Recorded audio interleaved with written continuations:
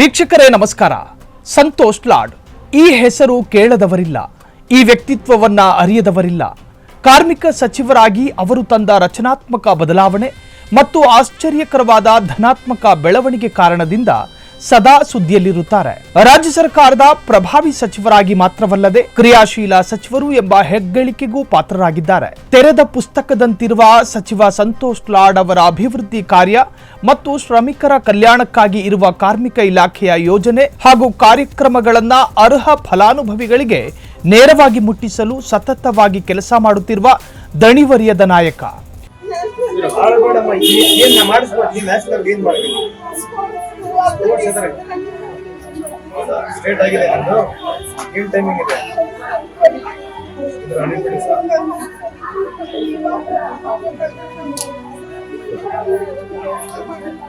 ಏನ್ ಬೇಕು ನಿನಗೆ ಹೇಳ. ಫಸ್ಟ್ ನೀನು ಅಥ್ಲೆಟಿಕ್ಸ್ ಕಂಟಿನ್ಯೂ ಮಾಡು. ನಿಮ್ ಸಿಸ್ಟರ್ ಏನ್ ಓದ್ತಾ ಇರಲ್ಲ?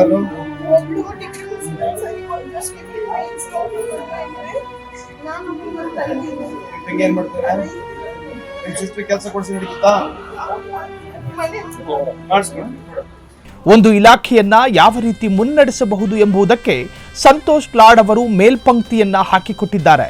ಸಂತೋಷ್ ಲಾಡ್ ಅವರು ಕಾರ್ಮಿಕ ಸಚಿವರಾಗಿ ಪ್ರಮಾಣ ವಚನ ಸ್ವೀಕರಿಸಿದಾಗಿನಿಂದ ಕೈಗೊಂಡ ಕಾರ್ಯಗಳು ಒಂದೆರಡಲ್ಲ. ಅವುಗಳ ಪಟ್ಟಿ ದೊಡ್ಡದೇ ಇದೆ. ಪ್ರತಿಯೊಬ್ಬರ ಮನತಟ್ಟಿದೆ, ಅರ್ಹರಿಗೆ ಅನುಕೂಲಕರವಾಗಿದೆ. ನಕಲಿ ಕಾರ್ಮಿಕ ಕಾರ್ಡ್ಗಳ ರದ್ದತಿ ಅಭಿಯಾನದಿಂದ ಹಿಡಿದು ತೀರಾ ಇತ್ತೀಚಿನವರೆಗಿನ ವಿಶೇಷ ಚೇತನರಿಗೆ ಉದ್ಯೋಗ ಮತ್ತು ಶಿಕ್ಷಣ ಕ್ಷೇತ್ರದಲ್ಲಿ ಮೀಸಲಾತಿ ಒದಗಿಸುವ ಮಸೂದೆಯನ್ನು ಜಾರಿಗೆ ತರಬೇಕು ಎಂಬುದರವರೆಗೆ ಅವರು ಕ್ರಾಂತಿಕಾರಕ ಬದಲಾವಣೆಗಳನ್ನು ಜಾರಿಗೆ ತಂದಿದ್ದಾರೆ.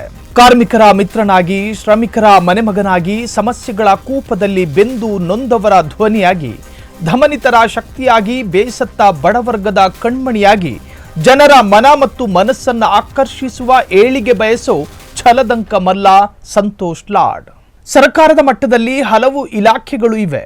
ತಮಗೆ ಇಂತಹುದೇ ಇಲಾಖೆ ಬೇಕು ಎಂದು ಕೆಲ ಸಚಿವರು ಕೇಳಿ ಪಡೆಯೋದಿದೆ.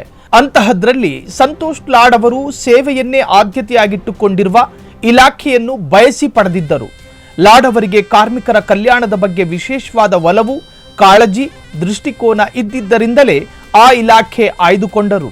ಜನರ ಕಷ್ಟವನ್ನ ಅವರು ತೀರಾ ಹತ್ತಿರದಿಂದ ನೋಡಿದವರು.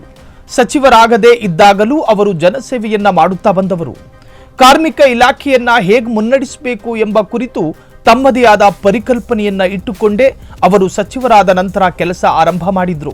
ಮಾನ್ಯ ಮುಖ್ಯಮಂತ್ರಿಗಳಾದ ಶ್ರೀ ಸಿದ್ದರಾಮಯ್ಯ ಅವರು ವಹಿಸಿದ ಜವಾಬ್ದಾರಿಯನ್ನ ಅತ್ಯಂತ ಸಮರ್ಥವಾಗಿ ಸಚಿವ ಲಾಡ್ ಅವರು ಈಗ ನಿರ್ವಹಿಸುತ್ತಿದ್ದಾರೆ. ಸರ್ಕಾರದ ಇಲಾಖೆಗಳಲ್ಲೇ ತಮ್ಮ ಇಲಾಖೆಗೆ ಹೆಸರು ಬರಬೇಕು, ನಾಡಿನ ಶ್ರಮಜೀವಿಗಳ ಕಲ್ಯಾಣವೇ ಇಲ್ಲಿ ಆದ್ಯತೆಯಾಗಬೇಕು ಎಂಬ ಅತ್ಯುತ್ಸಾಹ ಅವರದ್ದು. ಮುಖ್ಯವಾಗಿ ಸಚಿವ ಸಂತೋಷ್ ಲಾಡ್ ಅವರು ಇಲಾಖೆಯ ನೇತೃತ್ವ ವಹಿಸಿಕೊಂಡ ಕೂಡಲೇ ಆಮೂಲಾಗ್ರ ಬದಲಾವಣೆಯನ್ನ ತರಬೇಕು ಎಂಬ ಆಲೋಚನೆಯನ್ನ ಜಾರಿಗೆ ತರಲು ಮುಂದಾದರು. ಇಲಾಖೆಯ ಅಧಿಕಾರಿಗಳೊಂದಿಗೆ ಉತ್ತಮ ಸಮನ್ವಯ ಇಟ್ಟುಕೊಂಡು ಸುಧಾರಣೆಗಳನ್ನ ಒಂದೊಂದಾಗಿ ಜಾರಿ ಮಾಡಲು ಕಾರ್ಯಯೋಜನೆ ಸಿದ್ಧಪಡಿಸಿದ್ರು.